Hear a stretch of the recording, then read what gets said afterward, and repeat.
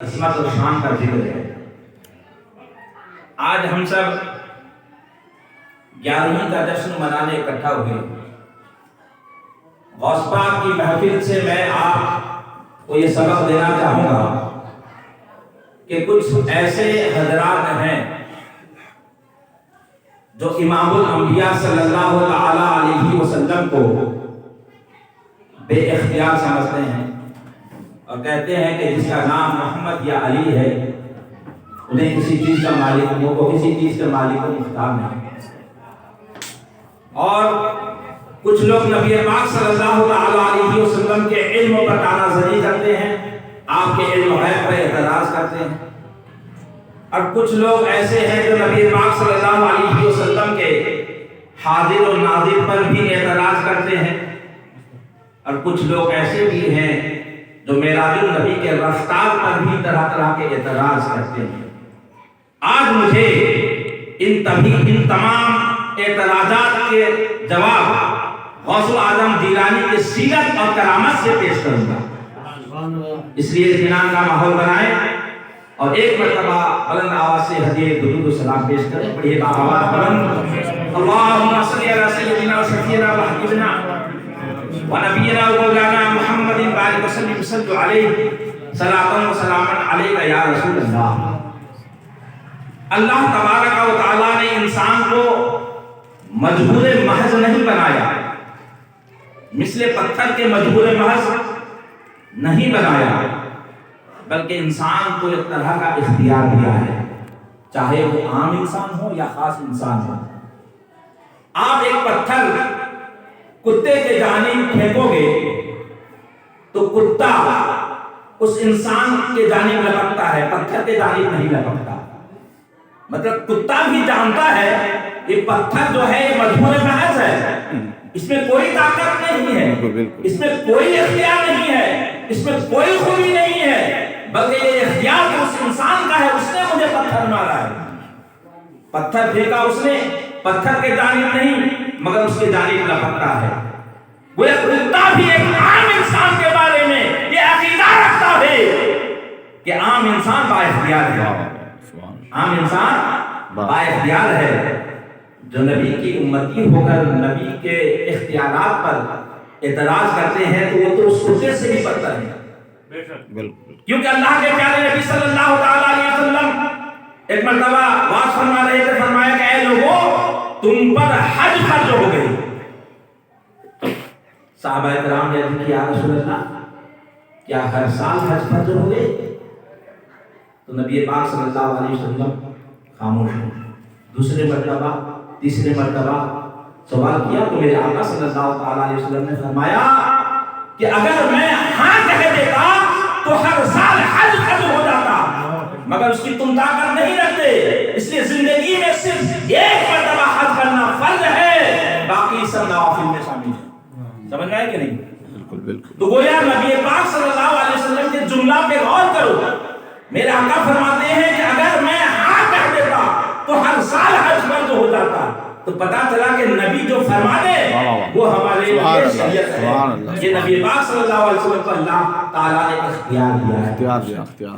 آج لوگ کہتے ہیں کہ نبی کے چاہنے سے کچھ نہیں ہوتا، اپنی کتابوں میں لکھیے کہ نبی کے چاہنے سے کچھ نہیں ہوتا۔ اشرف علی تھانوی نے بہشتی زیور کے کفر و شرک کے بیان میں لکھا کہ نبی کے چاہنے سے کچھ نہیں ہوتا، نبی کے چاہنے سے تو ہمیں کعبہ ملا۔ توجہ سے سنو، سبحان اللہ۔ پہلے تو میرے آقا صلی اللہ تعالی علیہ وسلم بیت المقدس کے جانب رخ کر کے نماز پڑھتے تھے۔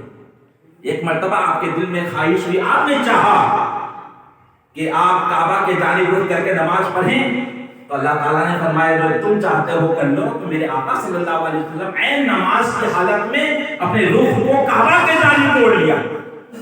تو گویا میرے آقا صلی اللہ تعالی علیہ وسلم کے چاہنے سے کعبہ قبلہ بنا ہے۔ تو جن لوگوں کا یہ عقیدہ ہے کہ نبی کے چاہنے سے کچھ نہیں ہوگا، تو ان سے کہو کہ وہ کعبہ کے جانب رک کر کے نماز نہ پڑھے، کیونکہ کعبہ ملا ہے تو میرے نبی کے چاہنے سے۔ سبحان اللہ۔ آج نبی کے اختیار کی بات تو بہت کچھ ہے، کتابوں میں ذکر ہے، قرآن مجید میں بہت سارے جگہوں پہ ہے، اور احادیث کریمہ میں ہے، اجماع امت میں ہے، قیاس میں ہے، آپ کے اختیارات کے تو بہت سارے ذکر ہیں، مگر آئے پیرانے پیر جانے والے پیر کی بارگاہ میں آپ کے اختیارات کو دیکھیں۔ آپ کا بھی بچپنا کا زمانہ ہے، آپ بچوں کے ساتھ کھیل رہے تھے، آپ کا کھیلنا بھی حکمتن ہوتا تھا۔ اتفاق سے ایک شخص ایسا تھا جو بڑا ظالم و جابر تھا، اور اس کی 6 لڑکیاں تھیں۔ اتفاق سے پھر اس کی بیوی حاملہ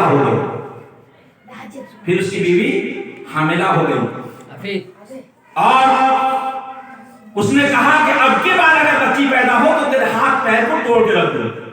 اب وہ پریشان تھی، کیا کروں، کوئی بتانے والا بھی ملے کہ میرے شکم میں کیا ہے۔ اسی پریشانی میں تھی کہ کسی نے کہا کہ حضرت ابو صالح جنگی دوست رحمۃ اللہ علیہ کے خانقاہ میں چلے جاؤ، وہ بتایا کرتے ہیں۔ بڑی خوشی کے مارے وہ حضرت ابو صالح جنگی دوست علیہ رحمۃ اللہ کے خانقاہ پہ پہنچی اور سارا ماجرا بیان کیا۔ حضرت ابو صالح جنگی دوست رحمۃ اللہ علیہ نے فرمایا کہ جا، تیری قسمت میں کوئی لڑکا نہیں ہے، پھر بھی جو تیرے شکم میں ہے وہ لڑکی ہی ہے۔ مایوس روتی ہوئی واپس ہوئی۔ پیران پیر رسول نبی سیدنا شیخ عبد القادر جیلانی کھیل رہے تھے، دیکھا تھا کہ یہی عورت ابھی خوشی کے مارے جا رہی تھی، اور یہ وہ خانقاہ ہے جہاں کوئی بھی شخص جاتا ہے تو وہ خالی ہاتھ نہیں آتا، خوش و ساتھ کے ساتھ واپس ہوتا ہے، لیکن یہ روتی ہوئی کیوں آ رہی ہے؟ تو اس عورت سے کہا بتاؤ کیا معاملہ ہے، آئی تو تھی بڑی خوشی سے اور جا رہی ہو روتی ہوئی۔ تو اس عورت نے کہا بیٹا یہ بہت بڑا معاملہ ہے، تم سمجھ نہیں سکتے۔ غوث پاک نے اصرار کیا، بتاؤ کیا معاملہ ہے، میں تو سمجھوں۔ آخر آپ نے ماجرا بیان کیا، کہا کہ میں تمہارے ابو جان کے پاس گئی تھی کہ وہ بتا دیں گے، مگر انہوں نے کہا تمہاری قسمت میں کوئی لڑکا نہیں ہے۔ تو مایوس روتی ہوئی جا رہی ہے۔ تو پیران پیر روشن نبی علیہ رحمۃ اللہ نے فرمایا کہ جا کر کہو جو طبیب ہوتا ہے، جو حکیم ہوتا ہے، وہ بیماری کو بھی جانتا ہے اور اس کا علاج بھی جانتا ہے۔ جا کر کہو کہ اگر میرے نصیب میں کوئی لڑکا نہیں ہے تو آپ چاہیں گے تو لڑکا ہو جائے گا۔ تو یہ سن کر وہ خوشی خوشی پھر اندر گئی، پھر وہ کسی طرح سے دھکیل دی گئی، وہ باہر آ گئی۔ ایسے آنے جانے کا سلسلہ جاری رہا۔ تو حضرت شیخ ابو صالح جنگی دوست علیہ الرحمہ نے سوچا باہر آخر کون اس کو روک رہا ہے۔ اتنے میں وہ عورت، ابھی بچپنا کا تو زمانہ تھا، پیران پیر روشن نبی کا ہاتھ کو پکڑا اور ان کی بارگاہ میں پیش کر دیا۔ اب دیکھنا تھا ایک ولی کو دیکھ رہا ہے۔ حضرت شیخ ابو صالح جنگی دوست رحمۃ اللہ علیہ نے فرمایا کہ بیٹا کیا معاملہ ہے، کیا چاہتے ہو؟ تو پیران پیر روشن نبی فرماتے ہیں کہ اگر اللہ تعالیٰ آپ کو یہ اختیار دیا ہے کہ آپ لوح محفوظ کو دیکھ لیتے ہیں، تو لوح محفوظ کو دیکھنے کی اگر آپ میں صلاحیت ہے تو لوح محفوظ میں کچھ لکھنے کی بھی صلاحیت آپ کو اللہ نے دی ہے۔